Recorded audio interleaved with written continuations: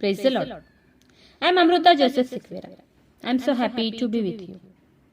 And today we are going to meditate. Gospel of Luke, chapter 18, verse 1 to 8. Look शुभवर्तमान याचा 18वा अध्याय 1 ते 8 वचने आज आपण पाहणार आहोत. त्याने सर्वदा प्रार्थना करावी व खचू नये ह्याविषयी त्याने त्यांना एक दाखला सांगितला. एका नगरात कुणी एक न्यायाधीश होता. तो देवाला भीत नसे व माणसाला जो मानत नसे. आणि त्याच नगरात एक विधवा होती. ती सतत वारंवार येऊन त्याला असे म्हणत असे की माझी दाद घ्या व माझा न्याय करा. पण तो काही काळापर्यंत ते करेना. परंतु त्याने मनात म्हटले, जरी मी देवाला भीत नाही, माणसाला जो मानत नाही, तरी ही विधवा मला त्रास देते, म्हणून मी हिचा न्याय करेन, नाहीतर ती नेहमी येऊन मला अगदी रंजीस आणेल. तेव्हा प्रभूने म्हटले, अन्यायी न्यायाधीश काय म्हणतो ते ऐका. तर देवाचे जे निवडलेले लोक रात्रंदिवस त्याचा धावा करतात, त्यांचा न्याय तो करणार नाही का? आणि त्याविषयी तो विलंब लावेल का? मी तुम्हास खचित सांगतो, तो त्यांचा न्याय लवकर करेल. हालेलुया. खरंच खूप सुंदर असं प्रॉमिस, खूप सुंदर असं वचन देवाने आज आपल्याला दिलं आहे. देवाचं वचन काय सांगतं आज ह्याकडे तुम्ही थोडंसं लक्ष द्या.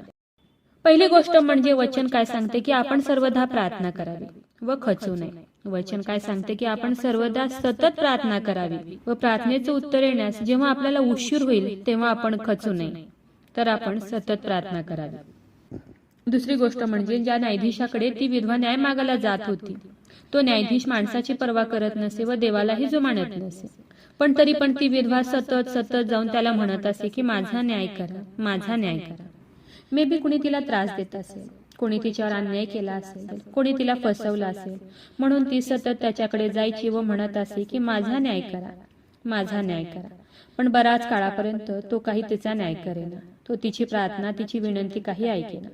पण तिने काही त्याचा पिछा सोडला नाही. तो तिला हकलून देत असेल आणि ती परत दुसऱ्या दिवशी त्याच्या दारात जाऊन उभा राहत असे. परत तो तिला हकलून देत असे आणि परत जाऊन ती त्याच्या दारात उभा राहत असे. आणि असे खूप काळापर्यंत चालू होते. पण तिने त्याला मागायचं काही सोडले नाही. ती आग्रह करतच राहिली, माझा न्याय करा असं ती म्हणतच राहिली. ती सतत त्याच्या दारात उभीच राहिली. मग तो एके दिवशी काय म्हणाला, जरी मी देवाचे भय धरत नाही, माणसाला जो मानत नाही, तरी ही विधवा रोज येऊन मला त्रास देते, मला सतवते. आता मला हिचा कंटाळा आला आहे. हिच्या मागण्याचा, हिच्या रोजच्या ओरडण्याचा, रोज येऊन तिच्या दारात उभारण्याचा मला आता कंटाळा आला आहे. मला हिचं रोजचं मागणं नको झालं आहे. मग मी आज काय करतो की मी आज हिचा न्याय करूनच टाकतो.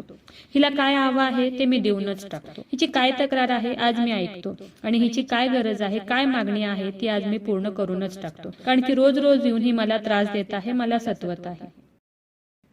ह्या वचनातून एकच गोष्ट आपल्याला कळते, ती म्हणजे ज्यावेळेस आपण सतत एका गोष्टीसाठी देवाला हाक मारतो, सतत एका गोष्टीसाठी देवाला ज्यावेळेस विनंती करतो, एकच गोष्टीसाठी जेव्हा आपण हट्ट करतो, सतत आणि सतत जेव्हा आपण त्याच्याकडे जातो, तेव्हा देव आपली प्रार्थना ऐकतो. त्या गोष्टीचं देव आपल्याला उत्तर देतो.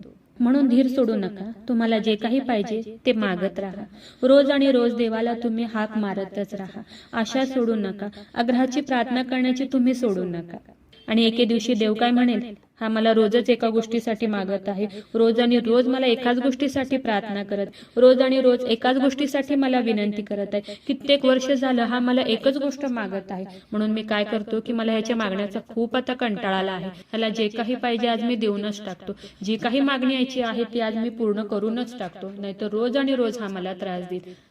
म्हणून तुम्हाला जे काही पाहिजे त्या गोष्टीची आज तुम्ही देवाला विनंती करा, मागणी करा, हट्ट करा. जोपर्यंत तुम्हाला ती गोष्ट मिळणार नाही तोपर्यंत हट्ट करतच राहा, प्रार्थना करतच राहा, आग्रहाची विनंती करतच राहा. ज्याप्रमाणे त्या न्यायाधीशाने त्या विधवेचा न्याय केला, त्याचप्रमाणे देवास तुमच्या प्रार्थनेचा न्याय करेल, तुमच्या मागण्याचा न्याय करेल.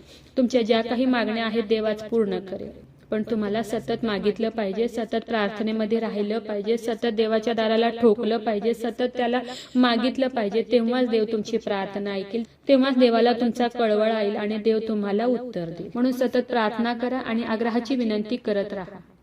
नक्कीच देव तुमचा न्याय करेल. तुम्हाला हव्या असलेल्या सर्व गोष्टी देव देईल. तर चला देवाच्या ह्या वचनावर विश्वास ठेवा, त्याच्या ह्या वचनाला क्लेम करूया. नक्कीच ह्या वचनाद्वारे देव तुम्हाला खूप खूप आशीर्वादित करो. खूप जणांना देवाच्या ह्या जिवंत वचनाची गरज आहे. खूप जणांपर्यंत तुम्ही देवाचं हे जिवंत वचन शेअर करा. देव तुम्हाला खूप खूप आशीर्वादित करो. शाल वी प्रे. हालेलुया, स्तुतीस पात्र, स्तुतीस योग्य देवा, धन्यवाद देते. हात उंच करून तुझी स्तुती, तुझं गौरव करते येशूराजा. तुझ्या नावाला मान, महिमा, गौरव आता आणि सदा सर्व काळ असू दे येशूराजा. सुंदर अशा दिवसासाठी मी मनापासून तुझे आभार मानते येशूराजा. सुंदर असं गोड प्रॉमिस प्रभू येशूपा तू आज आम्हाला दिलं उपकार मानते येशूराजा. हो येशूराजा, तुझं वचन सांगते की आग्रहाची केलेली प्रार्थना तू ऐकतो. खरंच प्रभू येशूपा, खूप सुंदर, खूप गोड असं प्रॉमिस प्रभू येशूपा तू आज आम्हाला दिलं उपकार मानते येशूराजा. ह्या प्रार्थनेमध्ये जेवढे जण तुला हाक मारत आहेत, आग्रहाची प्रार्थना करत आहेत, विनंती करत आहे प्रभू येशूपा, त्या प्रत्येकासाठी आग्रहाची विनंती करत आहे प्रभू येशूपा. त्यांची आग्रहाची प्रार्थना तू आज ऐक प्रभू येशूपा आणि त्यांना त्यांच्या प्रार्थनेचं उत्तर दे प्रभू येशूपा. हो येशूराजा, खूप काळापासून, खूप वेळेपासून ज्या गोष्टीसाठी ते हाक मारत आहेत प्रभू येशूपा, त्यांची प्रार्थना तू आज ऐक नासरेतकर येशू आणि त्यांना त्यांच्या प्रार्थनेचं उत्तर दे. माझा विश्वास आहे येशूराजा की तू माझी प्रार्थना ऐकलेली आहे. आग्रहाची विनंती करत आहे प्रभू येशूपा. जेवढे लोक आजारी आहेत, त्रासात आहेत, संकटात आहेत, हॉस्पिटलमध्ये आहेत, व्हेंटिलेटरवर आहेत, सिरियस आहेत प्रभू येशूपा, त्या प्रत्येकासाठी आग्रहाची विनंती करत आहे. तुझं स्वर्गीय सामर्थ्य तू त्यांच्याकडे पाठवून दे नासरेतकर येशू आणि तू त्यांना स्पर्श कर आणि बरं कर येशूराजा. माझा विश्वास आहे येशूराजा की तू माझी प्रार्थना ऐकलेली आहे.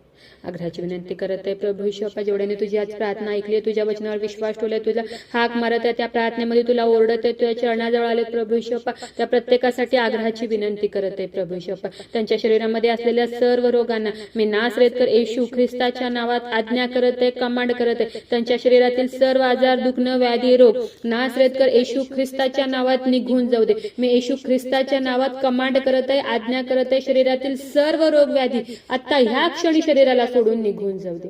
हो येशूराजा, तू स्पर्श कर आणि बरं कर प्रभू येशू. माझा विश्वास आहे येशूराजा की तू माझी प्रार्थना ऐकलेली. आय प्रे in the name of Jesus. Amen.